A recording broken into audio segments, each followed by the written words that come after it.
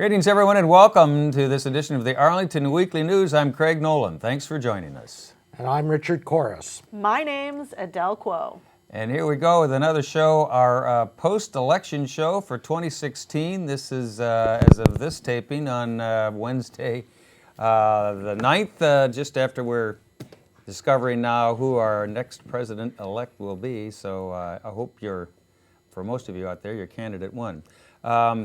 We have our usual lineup of things here, and I'll run them down for you quickly. We have our news and community bulletin board, of course. Adele Quo is here with It's easy being green. We're here no matter what. We're here no matter what. Denise Pringle is here with her reviews, her theater reviews, our News for Seniors segment, and a roll-in from Miriam Gennari, our very own Miriam Gennari, and that's our show. But before we begin, here's a social media reminder for you social media folks out there. You can follow us on YouTube by going to www.youtube.com, Arlington Weekly News, and the number 1, or you can go to your Facebook page at www.facebook.com, Arlington Weekly News, and we'll be there. All right, here we go with our first of our news items. Well, by now, you've probably heard that the national presidential election results are in. Arlington County voted for Hillary Clinton, giving her around 75% of the vote. Donald Trump won around 16% of Arlington County's vote, followed by Libertarian Gary Johnson, who had 3%.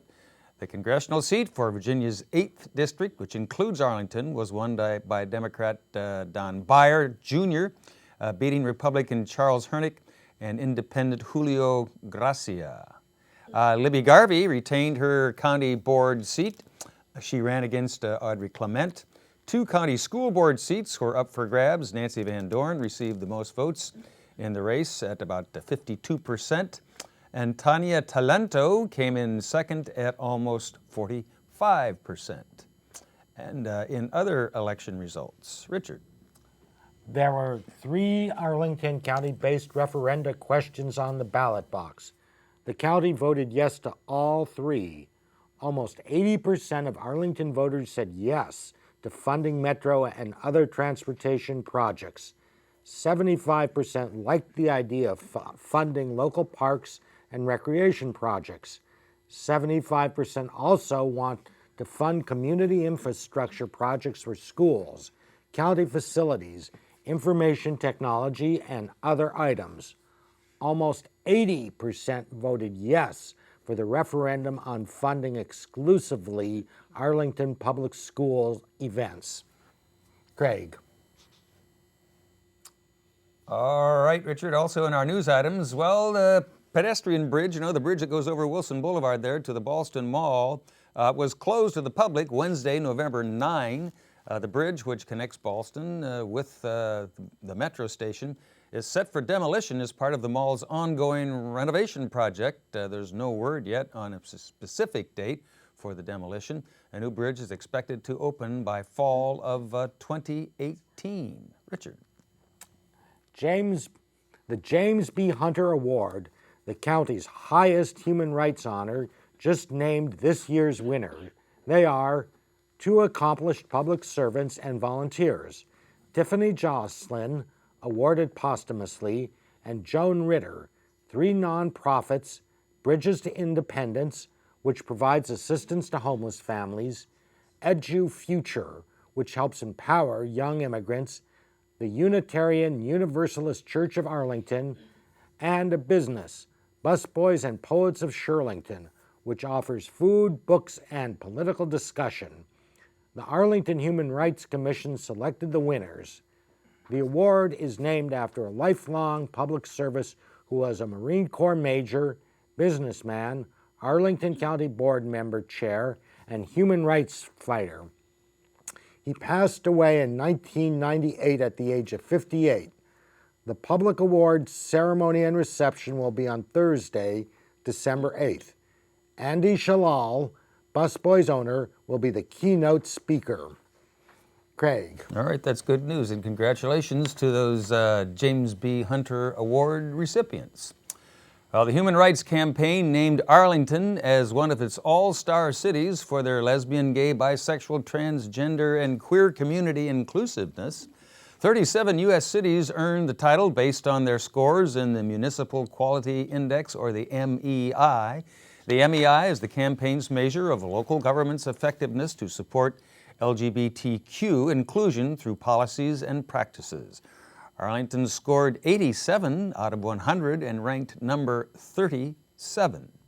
In addition, Arlington gained extra credits for being a welcoming workplace and a pro-equality location, despite the lack of certain state protections.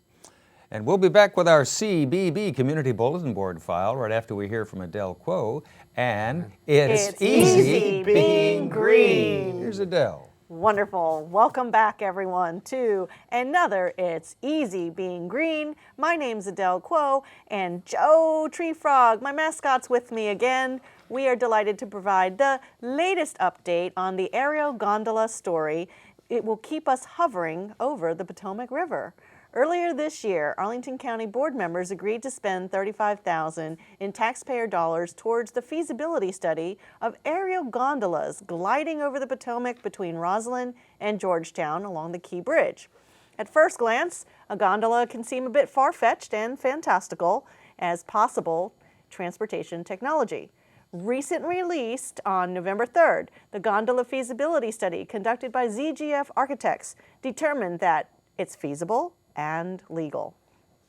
The study looked at how an aerial gondola system would work with existing transit and other key factors, where it would go, and the costs. Key findings from the study include the gondolas could function seamlessly with Metro. The study has identified several potential station areas and routes for a gondola system connecting Roslyn and Georgetown. Further, the study projects the gondola system would serve at least 6,500 passengers a day and take passengers about 4 minutes to cross the Potomac River door to door. There's the potential to reduce as many as 100,000 bus trips per year across the Key Bridge and deliver significant potential economic benefits on both sides of the river. While the gondola system cost is estimated at $80 to $90 million to construct and $3.25 million annually to operate, proponents argue this is significantly less than a proposed $1.5 billion Georgetown Metro tunnel and station, and even cheaper and faster than building a metro station alone. Costs were based on the successful urban gondolas in Portland, Oregon, and New York's Roosevelt Island. The study is only the first step in giving a green light to moving the gondola project forward. The project will involve more public input and will need approval from several government agencies. The gondola project will also require an environmental impact study. The entire approval process could take 3 or 4 years, construction another 2 years. Arlington County Board Chair Libby Garvey says county staff will analyze the results and talk with our regional partners before making any decisions. And no funding proposals have been made yet, which would also affect the board's decision on whether one day we'll be able to take to the air and enjoy a view above the Potomac River between Roslyn and Georgetown. Meet me at the gondola. Exactly. Sounds a little bit romantic. Want to share a gondola? What do you call them? Cubes? What are those things? Car. Maybe. A little aerial. What are they? Want to share a gondola car? Okay. I Thanks, think they're Adele. cool. We appreciate it, and stay tuned for more on the gondola situation there. It could happen. All right, here we go now, as promised, with our CBB Community Bulletin Board file. Well, the County Board and School Board need recruits for a new joint advisory group. The Joint Facilities Advisory Commission, or JFAC, is tasked with looking at assessments and plans for both schools and county capital facilities. The group would help with balancing future growth plans given the limited land resources and long-term plans with short-term needs.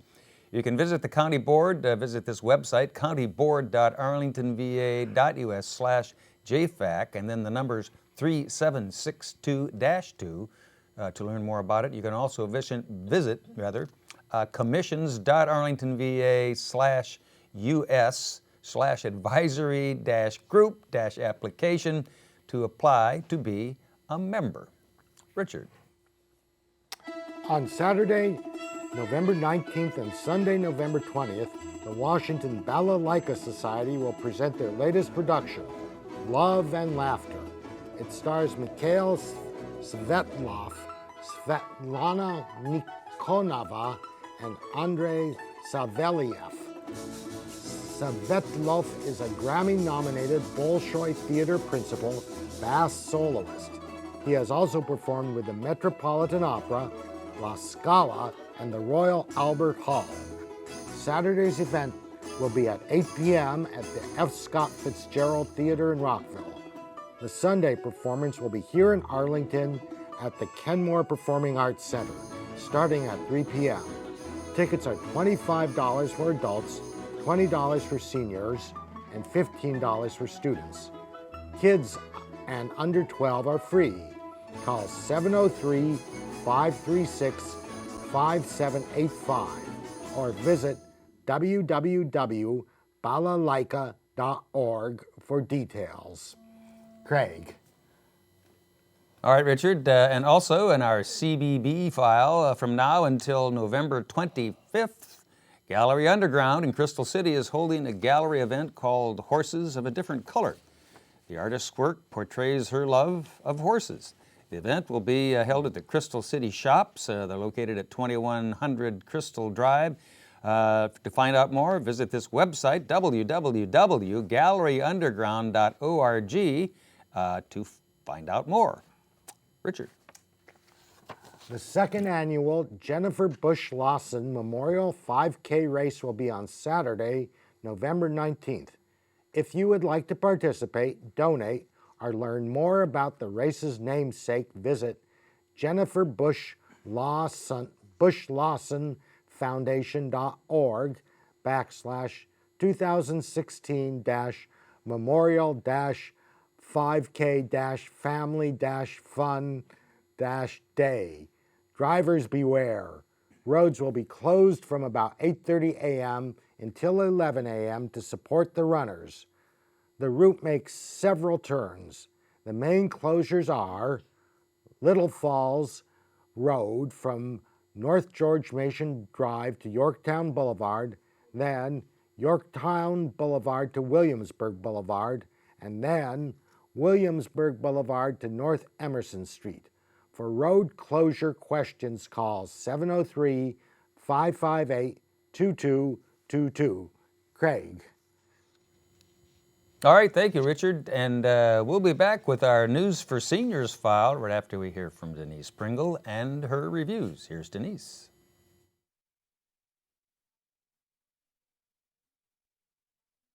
And her teenage daughter, who were squabbling and inexplicably found themselves trapped in each other's body. When Disney decided to produce a stage musical based on the Mary Rodgers novel and their 2 film adaptations, they asked Signature Theater to produce the world premiere and handed them a dream job. Years of work and volumes of talent have culminated in a high-energy, family-friendly show to entertain fans of all ages. Heidi Blickenstaff voices Catherine, a widowed mother about to remarry. She is planning her own wedding and catering the event herself, quite the task for a perfectionist. Her Friday focus is her rehearsal dinner, while her daughter Ellie can only obsess about the after-school scavenger hunt and its listmaster, Adam, the high school hunk on a hoverboard. Heidi is a powerhouse vocalist endowed with comedic chops. She is never more entertaining than when she channels Ellie with typical teenage awkwardness, especially when she is in the proximity of aforementioned hunk. In a stroke of excellent casting, Emma Hunton's vocals smoothly keep pace with Blickenstaff's. While the mother-daughter conflict is the mainstay of the production, so many other situations are addressed. The loss of a parent, the remarriage of a parent, a sibling relationship, and a runaway child are all included in this script. The scavenger hunt even includes a reminder to Ellie and her 2 best friends to love their bodies without sounding preachy. While no one will leave the theater humming Women in Sandwiches, yes, that's one of the songs, the pop rock music is lively and effective. The costuming and choreography make the characters look cool, and modern young audiences will not roll their eyes when they see the depiction of their peers. Rather than having its eye on Broadway, Disney Theatrical Productions developed Freaky Friday expressly for licensing to theaters with a creative team of a book by Bridget Carpenter, music by Tom Kitt, and lyrics by Brian Yorkey. Hopefully it will quickly find its way to accomplished regional theaters around the country and spread its uplifting messages. Join Catherine and Ellie as they conquer their Freaky Friday through November 20th at Signature Theater. I'm Denise Pringle, filling in for Rich Masabny. Now back to the news desk. All right, thanks, Denise. We appreciate your reviews. Check out Freaky Friday. All right, here we go. As promised, now our News for Seniors file. And here we go. The Arlington County Commission on Aging advises the County Board and the Arlington Agency on Aging on age-related issues. For more information on the Arlington Commission on Aging, you can check out their website. It should be on your screen there, www.arlingtonva.us, and then search Commission on Aging. Commissioners either head up or are strongly involved in a committee that focuses on an aging issue. An update on Medicare will be discussed at the next steering committee meeting, and that will be coming up on Friday, November 18, 9:30 to 11 in the morning. The Commission on Aging meetings are being held at the Sequoia Building on Monday, November 21, and December 19 from 9 to 11. The public is invited to all of these meetings of the Commission. For more information and to attend, give them a call. Their number's on your screen, 703-228-1700. Richard. On Monday, November 14th, the Arlington and Alexandria Commissions on Aging are sponsoring a legislative forum. State Senators Adam Eben, Barbara Favola, Janet Howell, Richard Saslaw, and George Barker will be in attendance, as well as state representatives from House Districts 45, 46, 47, 48, and 49. This is your chance to express your views on aging issues with your state representatives, as well as hear the issues they're focusing on. The forum is being held from 9:45 to 11:30 a.m. at the Farlington Community Center, located at 3308 South Stafford Street in Arlington. Metro and ART bus transportation is available. Call 703-228-1747 for more information and RSVP. Craig. And finally, in our News for Seniors segment, if you have a computer, you have an exercise instructor. Learn how to use Arlington's online exercise buddy with Arlington Mill Director Nick England. Nick will demonstrate how to access the online tool on the county's website, and he will also follow along the exercise trail with short videos. All materials will be provided. This takes place on November 15 at Arlington Mill Community Center from 1 to 2 p.m. in the afternoon. For more information and to reserve your seat, give them a call. Number should be on your screen, 703-228-7369. And we'll be back with a little sign-off and bye-bye right after we hear from our very own Styrofoam Mom and Sustainable Scooper. Here's Miriam Gennari. Hi, this is Miriam with the Arlington Weekly News. I'm at Springfield Town Center with Lori and Sherry, and these two ladies are here for the Senior Expo. You wouldn't know it, but seniors are changing. Ladies, how did you find out about the event today? Well, actually, my sister got the Beacon newspaper, and she told me about it, and then she told me that your guest was going to be Joe Kenda, and I said, that's it. Sunday's planned. I'm coming to this event. That is a great way to spend a Sunday. Hi, I'm here with Frances James at the Senior Expo. Frances, tell me what brought you out today. to see Joe Kenda, of course. Everyone seems to be a big fan. Yes, and we got our pictures taken with him. Oh, wow, that's great. The highlight of the day so far. Hi, I'm here with Natalie and Louise. And Louise, can you tell me what brought you here to the Springfield Town Center today? Kendra, Lieutenant Kendra. My friend Natalie told me he was going to be here, and I was just excited to meet him or just to see him and hear what he had to say. Natalie, are you a super fan of Mr. Joe Kenda? Whenever I find his name on the TV, I watch it. And sometimes he has a super thing all day long, and I'm in hog heaven. So I'm here with Richard and Ricky, and I just wanted to find out what you thought of our guest speaker today. Oh, I loved it. He was a great guy, and his work is very inspiring. My. I'm here with guest speaker of the Senior Expo, Joe Kenda. Lieutenant, I want to thank you so much for not only speaking today, but inspiring the young people out there about the important work you do. Well, thank you. It's very kind of you to say. It's always helpful to talk to the public when you can, to explain that things aren't as bad as people think they are. There's nothing really wrong with this country. It's going along just fine. And people need to understand that and carry on with the work that's been done for all these generations. Well, yes, you have some wonderful experiences and stories to tell, but I'll be honest with you, you're quite a heartthrob, or maybe you don't, your wife won't like that, a celebrity amongst the guests today. Can you tell me something that maybe people don't know about Joe Kenda?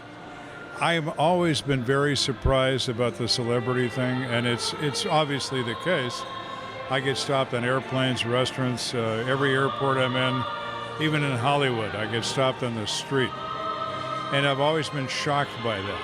I'm just a policeman, but everybody somehow thinks this is a big deal, but it kind of isn't, but they all think it is. It's an enormous deal, and we love a man in uniform, but here in your suit today, taking on what is a second career. What is that like? I mean, you don't seem tired.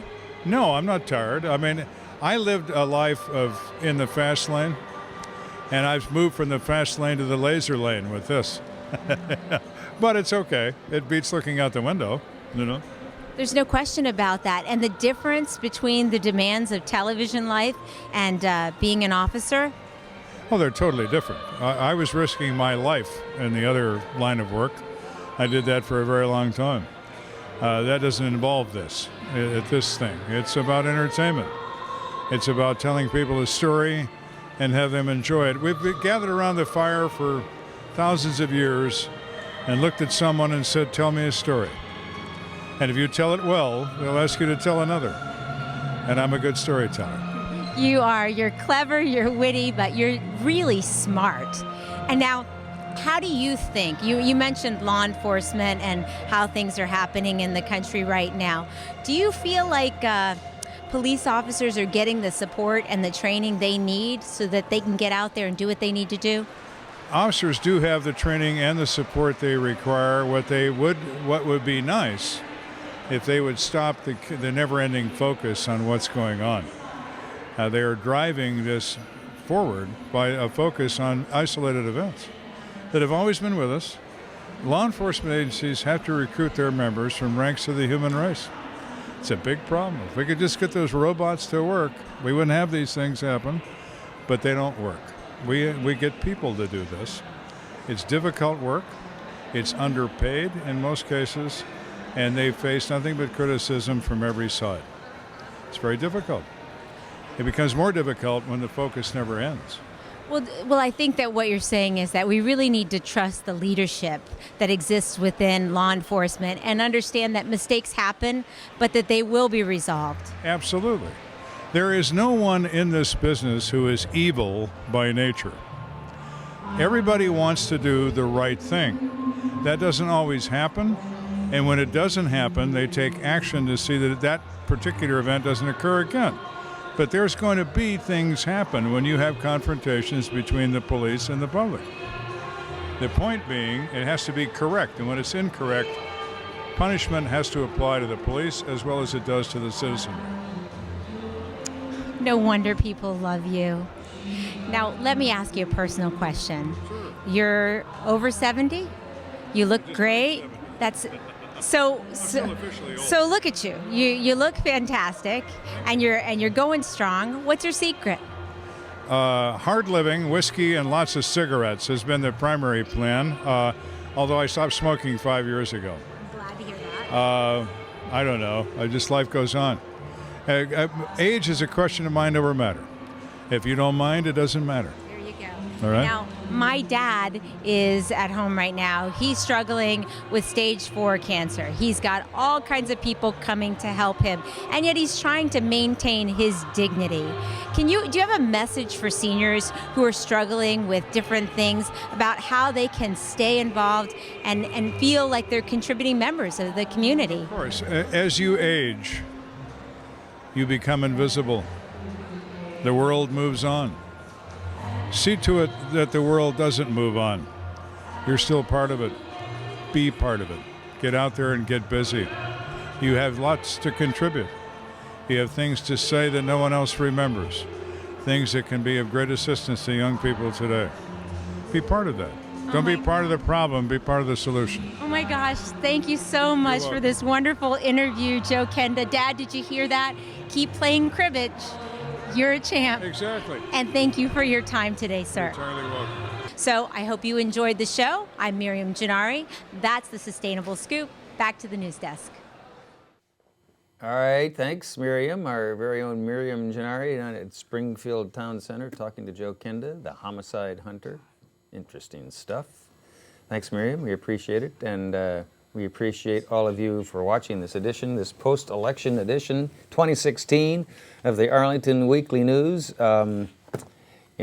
Any last words before we go here on what transpired last night? We are not allowed. The night before, we are not allowed. Well, I don't think to say such things on air. Holy cow. Well, like it or not, we've got a new president-elect, and his name just happens to be Donald J. Trump, so DT. we'll see how he does as commander-in-chief.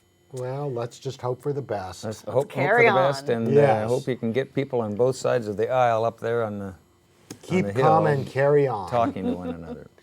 All right, that's a wrap. We got to go. Thanks to all of you for watching. Thanks to our tech crew here, and the folks in the control room. And next week, if you're there, we'll be here and we'll try it all again. Have a safe week. Bye-bye.